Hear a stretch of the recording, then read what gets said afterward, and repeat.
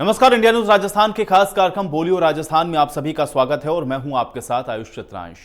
आज हम बात करेंगे उस कुप्रथा के बारे में जो आज समाज के लिए गंभीर समस्या बनी हुई है। आज हम बात करने वाले हैं दहेज जैसी कुप्रथा पर। आज दहेज का दानव एक सभ्य समाज के लिए बड़ी परेशानी का कारण बना हुआ है। भारत में भले ही महिलाओं ने शिक्षा और रोजगार के क्षेत्र में प्रगति की हो, लेकिन शादियों में दहेज की समस्या आज भी बरकरार है। भारत में शादी के मौके पर लेन देन यानी कि दहेज की प्रथा बहुत लंबे समय से चली आ रही है। पहले ये वधू पक्ष की सहमति से उपहार के तौर पर दी जाती थी, लेकिन पिछले कई वर्षों में ये एक सौदे के तौर पर बन गई है और यह सौदा शादी के लिए एक शर्त बन गया है। और इसको रोकने के लिए सरकार ने कई कानून भी लागू किए हैं, लेकिन फिर भी यह दहेज प्रथा थमने का नाम नहीं ले रही है। अब ऐसे में सवाल ये उठता है कि आखिर इस कुप्रथा पर लगाम कैसे लगेगी, कैसे ये कुप्रथा थमेगी। इसी को लेकर के इंडिया न्यूज की टीम ने प्रदेश के अलग अलग हिस्सों में पहुंचकर लोगों से इसी मुद्दे पर उनकी राय को जाना है। तो सबसे पहले आपको ले चलेंगे जयपुर, जहां पर हमारे सहयोगी अक्षय जायसवाल ने इसी मुद्दे पर लोगों से बातचीत की है। सुनिए। दहेज प्रथा एक अभिशाप है, लेकिन देश भर में ये दहेज प्रथा लगातार देखने को मिल रही है। जो शादी होकर जो घर की बहन बेटी एक घर से दूसरे घर जाती है, उसको जो परिवार के लोग हैं प्रताड़ित करते हैं, दहेज के लिए उकसाते हैं, दहेज मंगवाते हैं। और कई बार तो ऐसा भी देखने को मिला है कि उस जो शादीशुदा नई नवेली दुल्हन की मौत भी हो जाती है। परिवार के टॉर्चर के चलते यहाँ पर कई जो शादीशुदा माता बहनों को यहाँ पर अपनी मौत का सामना करते हुए देखने को मिला है। हमारे साथ कुछ लोग मौजूद हैं जो दहेज प्रथा पर बोलना चाहते हैं। किस तरीके से रोकेगी दहेज प्रथा, खास बातचीत करेंगे। लगातार जो देश भर में जो दहेज प्रथा बढ़ती चली जा रही है, कैसे रोकेगी आखिरकार ये दहेज प्रथा? दहेज प्रथा रुकने का एक मेन रीज़न यही होगा कि जो भी गर्ल्स हैं अपने आप सेल्फ डिपेंडेंट बने पहले, सबसे पहले। और मेन चीज़ उसकी यही होगी कि वो अपने अगेंस्ट जो चीज़ें जा रही हैं दहेज के अकॉर्डिंग, तो उसको सपोर्ट करे, उसके अगेंस्ट आके बोले जो चीज़ गलत है। क्योंकि अपने पेरेंट्स हैं, उनके पेरेंट्स हैं, बहुत मेहनत करके कुछ कमा रहे हैं, तो आप एकदम से आप दहेज का डिमांड करके मतलब उसको दबा नहीं सकते। तो मेन कंसर्न यही है, लड़कियों को सबसे पहले आगे आना पड़ेगा इसके लिए, अपने पेरेंट्स के लिए या फिर समाज में जो भी बुराइयां हैं उनको नीचे करने के लिए। तो सबसे पहले गर्ल्स को अपनी वॉइस आउट करनी पड़ेगी, और तो यही हो सकता है जब गर्ल्स बोलेंगी। क्या लगता है आपको, कहीं ना कहीं शिक्षा की कमी है? जो शादी होकर जो एक परिवार से दूसरे परिवार में एक बहू बेटी बनकर जाती है, कहीं ना कहीं शिक्षा की कमी देखते हैं? हाँ जी सर, शिक्षा की कमी भी है, लेकिन शिक्षा की कमी होने के बाद भी ये समस्या फिर भी आ रही है लेडीजों में। तो सर मेन तो यही है कि लेडीजों को खुद के ऊपर कॉन्फिडेंस रखना पड़ेगा। कहीं भी अगर किसी चीज़ की भी उनको कोई भी चीज़ की समस्या आ रही है दहेज के ऊपर, तो कमज़ोर ना हो, खुद खड़ी हो और सारी चीज़ें अपने ऊपर करके और इस समस्या से निकलें। क्या कड़े कायदे कानून होने चाहिए जब महिलाएं पीड़ित होती है? क्या लगता है आपको, क्या कड़े कायदे कानून होने चाहिए? कानून तो बने हुए ही हैं, बट उन्हें फॉलो करने वाला होना चाहिए। अच्छे से आप फॉलो करें उन्हें। कानून तो गवर्नमेंट गर्ल्स के लिए वैसे भी बहुत सारे कानून बना रही हैं, हर चीज़ में गर्ल्स को आगे कर रही हैं, चाहे वो शिक्षा के क्षेत्र में हो या फिर कहीं भी हो। तो वही है कि इनिशियल है, आपको गर्ल्स को ही अपनी वॉइस आउट करनी पड़ेगी। ऐसे तो हो नहीं सकता कि सरकार आपके लिए कानून बना दे लेकिन आप उसको अप्लाई नहीं कर पाएँ। तो मेन कंसर्न यही है, आपको खुद ही को इनिशियल करना होगा, खुद ही को पहल करनी होगी। जो आप एक पुरुष है, लगातार देख रहे हैं देश भर में, राजस्थान भर में लगातार जो दहेज प्रथा बढ़ रही है, किस तरीके से रोका जा सकता है? ये तो खुद को जागरूक होना पड़ेगा इस मामले में, बिना लोभ लालच के कि भाई चलो ठीक है, आज कोई युवा है वो नौकरी के लग गया, वो हो गया, क्या हो गया, तो समाज को, और नियम तो बने हुए हैं, लेकिन नियम बनने के बावजूद भी ये लागू नहीं हो रहे। भाई ये दिक्कत जागरूक होने के बाद में भाई समाज से भी लड़ना पड़ेगा, राज्य से भी लड़ना पड़ेगा, देश से भी लड़ना पड़ेगा, तब जाके कुरीतियाँ खत्म होगी। ऐसे खत्म नहीं हो सकती है। अगर नियम बना दिए और खत्म हो गए, सरकार लागू कर रही है और इनको सरकार के प्रतिनिधियों को भी और हर एक नागरिक को जिम्मेदारी लेनी पड़ेगी इस मामले में। ऐसे नहीं है कि किसी और के ओर आए तो मैं क्यों जाऊं। हर आदमी को जिम्मेदारी लेके और इसके लिए करना पड़ेगा, तभी खत्म हो सकता है। नहीं तो मेरे को लगता है कि ये बढ़ेगा, घटेगा नहीं। बिल्कुल, सभी जो आम जनता का कहना है कि महिलाओं को खुद सेल्फ डिफेंस होने की ज़रूरत है और शिक्षित होने की ज़रूरत है, ताकि जो महिला है जो इसका शिकार होती है दहेज प्रथा का, वो यहाँ पर नहीं हो पाए। मेरे सहयोगी राकेश के साथ अक्षय जायसवाल, इंडिया न्यूज़, जयपुर। तो अभी आपने जयपुर की जनता की राय को जाना है और अब आपको ले चलते हैं कोटा, जहां पर हमारे संवाददाता राजेंद्र भारद्वाज ने लोगों से खास बातचीत की है। कोटा की जनता का क्या कुछ कहना है, ये रिपोर्ट देखिए। देश 21वीं सदी में ज्ञापन कर रहा है, मगर आज भी समाज में ऐसी कृतियां हैं जिनसे लोग काफ़ी परेशान हैं। दहेज एक बड़ी समस्या है और समाज ने शायद इसको अपने अंदर डाल लिया है। इस विषय पर बात करने के लिए हमारे साथ कुछ बच्चे और कुछ महिलाएं साथ हैं, उनसे बात करना चाहेंगे।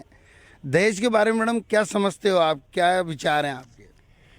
दहेज आजकल के समाज में दहेज बहुत ज़्यादा हो रहा है। एक दूसरे से मतलब शादी के बाद अगर लड़की को दिया शादी होती है तो होते ही उसको दहेज के लिए बोला जाता है कि आपको कितना दहेज देना है।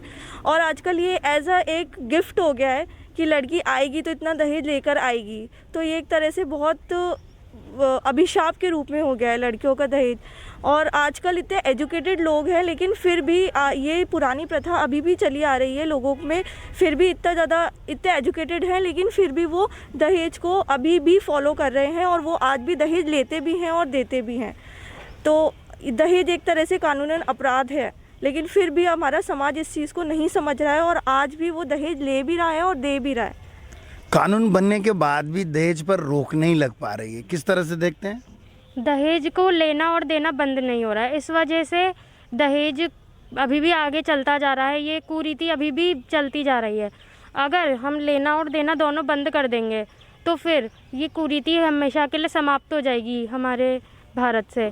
और ये जो कुरीति है ये बहुत बुरी है। और है ना, अगर कोई मांगता है तो हमें पुलिस के पास जाना चाहिए और बोलना चाहिए कि ये हमसे दहेज मांग रहे हैं। कानून तो कई बन गए मगर इस पर रोक क्यों नहीं लग पा रही है? रोक इसलिए नहीं लग पा रही है क्योंकि जो फॉलो करने वाले लोग हैं समाज में, वो लेने वाले देने वाले, उन दोनों को चाहिए कि अपनी अपनी तरफ से हम इस पर रोक लगाएं। जो लड़के वाले हैं वो भी इस चीज़ को बढ़ावा दें, उनमें भी इतनी समझ आए कि वो भी मना करें कि नहीं हम लोगों को नहीं चाहिए। और जो लड़की वाले हैं वो भी, उनमें भी जब से लड़की पैदा होती है, जब से एक डिप्रेशन सा आ जाता है कि हमारे घर में बेटी हुई है तो हमें इसको बहुत सारा दहेज देना है वगैरह, वो बचपन से इसकी टेंशन वगैरह करने लगते हैं। तो इसीलिए उनको भी चाहिए कि ये सब बंद करें। और दोनों ही तरफ से अगर होगा, लड़कों वालों की तरफ से भी लड़की वालों की तरफ से भी, तभी सोसाइटी में समाज में बदलाव आ सकेगा। क्या बेटी पैदा होना अभी श्राप है? जी नहीं सर, बेटी होना तो बहुत पुण्य की बात है, लेकिन पहले के जो लोग थे उनकी सोच ऐसी थी कि बेटियों को अभिशाप माना जाता था। जैसे पहले बेटी पैदा होते ही उनकी हत्या कर दी जाती थी और फिर बीच में भी यही होने लगा, जैसे भ्रूण परीक्षण करवाया जाने लगा कि लड़का है या लड़की, तो उनको गर्भ में ही उनकी हत्या कर दी जाती थी। जबकि ऐसा नहीं होना चाहिए। बेटी तो लोगों के लिए वरदान है, उनकी घर की लक्ष्मी होती है। नहीं, बेटी पैदा होते ही दहेज की चिंता सताने लगती है माँ बाप को। जी, इस पे बारे में क्या कहना चाहेंगे? जी सताने तो लगती है, लेकिन ये जो है चिंता उनकी माँ बाप की होती भी है कि हाँ हमें बेटी हुई है तो, लेकिन ऐसी सोच को बदलना होगा। माँ बाप को चाहिए कि अगर उनको ये सोचना चाहिए कि बेटी आई है तो हमारे घर में तो लक्ष्मी आई है। ठीक है, वो उनकी इच्छा से अगर कुछ बेटी को अपनी इच्छा से देना चाहते हैं तो वो दे सकते हैं, लेकिन एक उनको फोर्स जो किया जाता है, ससुराल वालों से जो प्रेशर डाला जाता है कि हमें इतना ही चाहिए, तो वो चीज़ एक ख़त्म होनी चाहिए। और ये तभी ख़त्म होगी जब लड़की वाले भी और लड़के वाले भी और हमारे समाज के लोग इसे समझेंगे। समाज का दृष्टिकोण बदलने के लिए मैडम क्या करना चाहिए जिससे ये दहेज प्रथा खत्म हो? सर, समाज का दृष्टिकोण बदलने के लिए सबसे पहले हमें अपनी सोच को बदलना बहुत ज़रूरी है। जब तक हम एकजुट नहीं होंगे, आज मैंने मेरी बेटी को दहेज दिया तो वह आपके लिए या किसी और के लिए, कि एक कंपटीशन जो हम करते हैं ना, उस अंधानुकरण से बाहर निकलें और इन चीज़ों को, जो कुरीतियां हैं, उनको पनपने नहीं दें और उसके लिए मिलजुल कर के आवाज़ उठाएं, तभी ये कुरीतियां हमारे समाज से हट सकती हैं। यदि हम अपना अपना पक्ष यदि रखते रहेंगे तो ये कुरीतियां कभी भी बंद नहीं होंगी। मैडम, क्या पिछड़ी जो जातियाँ हैं उनमें दहेज का प्रचलन ज़्यादा है? सर, पिछड़ी जातियाँ जो हैं, जैसे आदिवासी जातियाँ हैं, उनमें दहेज जैसी कुप्रथा नहीं है। कहीं ना कहीं बुद्धिजीवी जो वर्ग है वही इन कुरीतियों को बढ़ावा दे रहा है, सिर्फ अपना स्टेटस सिंबल बनाने के लिए। एक जो दौड़ में जो हम एक अंधी दौड़ में जो शामिल हो रहे हैं वो सिर्फ हमारे बुद्धिजीवियों का ये दुर्भाग्य है सर। मैं यही कहना चाहूँगी कि पिछड़ी जातियों में जितना नहीं है उसको ज़्यादा महिमा मंडित हम बुद्धिजीवी कर रहे हैं। किस तरह के कानून बनने चाहिए जिसपे इससे लगाम लगी सके? इससे मतलब इंसानों को खुद को ये चाहिए कि वो अपनी बेटी को ऐसे उनके ससुराल वालों को समझाए कि ना दहेज नहीं लेना चाहिए और इससे अपराध है, तो इसलिए वो कहें समझाए दूसरे लोगों को भी कि वो दहेज नहीं दे, मतलब ऐसे समझाए ताकि ऐसे समझ हो जाए कि वो समझने लग जाए कि दहेज नहीं देना चाहिए। क्या बेटा लगता है कि परिवार में जब बेटी पैदा होती है तो अभी से तैयारी शुरू हो जाती है शुरू से कि उसकी शादी करनी है, उसको दहेज देना है? कभी देखते हो कि इस तरह का माहौल? यस सर, तब से बेटी पैदा होती है तब से ही ये सब बातें जो है, जो इकोनॉमिक स्टेटस होता है बहुत से लोगों का, वो मतलब उनकी तैयारी जो है वो शुरू होने लग जाती है। और जो कहीं जो गरीब परिवार होते हैं जिनका इकोनॉमिक स्टेटस यानी अर्थव्यवस्था ठीक नहीं होती है, तो उनको कई बार अपना घर भी गिरवी रखना पड़ता है, अपनी ज़मीनें बेचनी पड़ती हैं ताकि वो अपनी बेटी की शादी में अच्छा दहेज दे सकें और उनकी बेटी वहाँ पे अच्छे से रह सके। लेकिन फिर भी वहाँ पे उनकी बेटियों के साथ दुर्व्यवहार होता है अगर यदि दहेज कम आता है तो। इसलिए बेटा बेटियाँ जब पढ़ लेगी लिखेगी डॉक्टर इंजीनियर बनेगी तो कहीं ना कहीं दहेज की प्रथा कम होगी। यस सर, तब कुछ पढ़ लिख कर बेटियाँ आगे जाएंगी तो दहेज की प्रथा कम होगी, क्योंकि तब उनके पास खुद के पास ऐसा होगा कि वो खुद से कैपेबल होंगी और वो आगे जाके इस प्रथा को कुरीति को बंद करेंगी और ये उसके खिलाफ ऑब्जेक्शन उठाएंगी। और जो क्या लगता है मैडम, सभ्य समाज दहेज को प्रोत्साहन दे रहा है? हाँ, समाज इसको प्रोत्साहन दे रहा है, क्योंकि जब तक हम लोग इस प्रथा को नहीं रोकेंगे तब तक ये प्रथा खत्म नहीं होगी। हमें मिलकर इस बात का निर्णय लेना होगा कि हमें क्या करना है। हमें न तो दहेज देना है और न ही दहेज लेना है। अगर हम हमारी लड़कियों को, हमारी बच्चियों को कुछ देना ही चाहते हैं तो उन्हें अच्छी शिक्षा दें ताकि वो सेल्फ डिपेंडेंट बन सकें, वो जीवन में कुछ कर सकें। और दहेज देकर हम इस कुरीति को और बढ़ावा दे रहे हैं जिसे हम मिलकर ही ख़त्म कर सकते हैं। दहेज लेना और देना दोनों अपराध है, मगर कहीं ना कहीं जब बेटियां शिक्षित होगी और सभ्य समाज का दृष्टिकोण बदलेगा तो कहीं ना कहीं इस कुरीति पर लगाम लगेगी। कैमरामैन विक्रम सिंह चौहान के साथ राजेंद्र भारद्वाज, इंडिया न्यूज़, कोटा। तो वहीं राजसमंद से हमारे संवाददाता राहुल आचार्य ने लोगों से खास बातचीत की है। क्या कुछ कहना है राजसमंद के लोगों का, ये खास रिपोर्ट देखिए। क्यों महिलाओं के साथ में बार बार दहेज के लिए तंग किया जाता है, क्यों उनके साथ दहेज के लिए मारपीट की जाती है और क्यों उनकी हंसी खेलती ज़िंदगी को बर्बाद किया जाता है मामूली से दहेज के लिए। इसी विषय पर बात करने के लिए यहाँ आए हैं हम राजसमंद के एक कॉलेज में। वहाँ पर हमारे साथ में आप देख सकते हैं कितनी बालिकाएं हैं जो हमारे साथ में बात करने के लिए तैयार है। और हम बात करेंगे यहाँ के कुछ फैकल्टी मेंबर्स हैं, उनसे भी बात करेंगे। जी मैडम, हमारे समक्ष एक विषय प्रस्तुत हुआ है जिसे हम दहेज प्रथा कह रहे हैं। दहेज प्रथा प्रथा न होकर एक कुप्रथा है। जब तक कि हम इसके साथ में प्रथा शब्द को जोड़ते रहेंगे, संपूर्ण नारी जाति इसी प्रकार प्रतिवर्ष संपूर्ण भारत में हजारों स्त्रियां बलिदान को चढ़ती रहेगी। अतः हमें इसे एक अभिशाप के रूप में निर्मित करना है, बताना है कि दहेज एक अभिशाप है। जब हम इस शब्द को ही अभिशाप में निरूपित करेंगे, शायद यह प्रथा धीरे धीरे अपने आप ही स्वतः संपूर्ण भारत से समूल रूप से नष्ट हो जाएगी।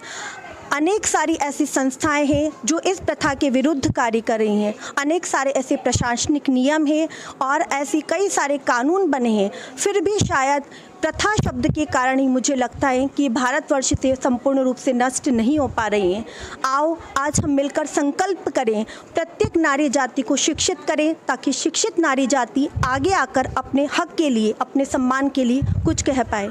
धन्यवाद। यहाँ कुछ बालिका भी हमारे साथ में है, इनसे भी हम बात करेंगे। जी मैडम, आपका नाम बताइए और दहेज प्रथा को लेके आपकी किस तरह की सोच है? जी, मेरा नाम लक्षिता ओदिच, इस विद्यालय की छात्र संघ अध्यक्ष हूँ। दहेज प्रथा अपने भारत में जो बहनें हैं वो बलिदान देती है, उसका कारण है कि बहनें जो है वो शिक्षित नहीं हैं। जब तक बहनें शिक्षित नहीं हो पाएगी तब तक इसी का कारण बनी रहेगी। तो अभी तक आप यहाँ पर कॉलेज में हैं, अभी तक कुछ लड़कियों की शादी भी हो चुकी होगी, तो दहेज क्यों मांगा जाता है, इसके बारे में आपको कुछ पता है क्या? इसके बारे में ये कि लड़कियों की 12वीं तक पढ़ाई होने के बाद में उनकी शादी करा दी जाती है और फिर उनको मतलब दहेज के लिए कहा जाता है, उनके घर वालों को भी कहा जाता है, तो वो देना ही पड़ता है उनको। कानून इतने सख्त होते हुए भी महिलाओं को दहेज के लिए प्रताड़ित किया जाता है, और किस तरह से प्रताड़ित किया जाता है और क्यों किया जाता है, इसके बारे में आप कुछ बता सकते हैं क्या? हमारे राजस्थान में बहुत कम उम्र में लड़कियों की शादी करवाई जाती है, फिर उनकी आर्थिक स्थिति खराब होने या फिर कुछ कंडीशन खराब होने उनसे दहेज मांगते और दहेज मांगने की मांग करते। कोई दहेज मांगे तो आप क्या करेंगे? जी, मैं विरोध करूंगी, मैं दहेज के लिए मना कर दूंगी। जी, पहले के समय में लड़कियां पढ़ी लिखी नहीं होती थी, इसलिए दहेज मांगा जाता, तो आज लड़कियों को आप क्या सलाह देना चाहेंगी कि वो इस तरह से कार्य करें? तो उनको मैं सलाह दूंगी आगे बढ़े और विरोध करें और दहेज प्रथा के लिए मना करना चाहिए। कानूनी नियम है कि हमें उनके सख्त विरोध करना चाहिए। जी, बच्चों को शिक्षा देती है तो उनके साथ में कुछ इनको आप बेसिक चीज़ें भी बताते हैं कि जीवन में किस तरह उनको आगे बढ़ना चाहिए और किस तरह कार्य करना चाहिए? जी सर, कई सारे ऐसे सैद्धांतिक पक्ष हैं। हालांकि मैं हिंदी से हूँ। हिंदी में कबीरदास जी ने, सूरदास जी ने, तुलसीदास जी ने हजारों वर्षों पहले ही ऐसे अनेक सारे तथ्य प्रस्तुत किए जिसमें नारी शिक्षा पर बल दिया है। अतः हमारी जब तक कि नारी जाति शिक्षित नहीं होगी, मुझे नहीं लगता कि हमारा समाज तरक्की कर पाएगा, समाज उन कुरीतियों का विरोध कर पाएगा। अतः मेरे कॉलेज में बहुत सारी ऐसी बालिकाएं हैं जिनका कि विवाह हो चुका है, पर हम प्रतिदिन उनको निरंतर ये इसी और अग्रसर करते हैं कि आप अपनी पढ़ाई सुचारू रखें, आगे पढ़ें, और बहुत सारे इस प्रकार के निर्देश दिए जाते हैं कि अपने जीवन में कुछ अहम हिस्सों को प्राप्त करें। कहीं ना कहीं यही बात सामने आती है कि जब तक नारी पढ़ती रहेगी तो वो दहेज के खिलाफ लड़ाई लड़ सकती है। राहुल आचार्य, इंडिया न्यूज़, राजस्थान।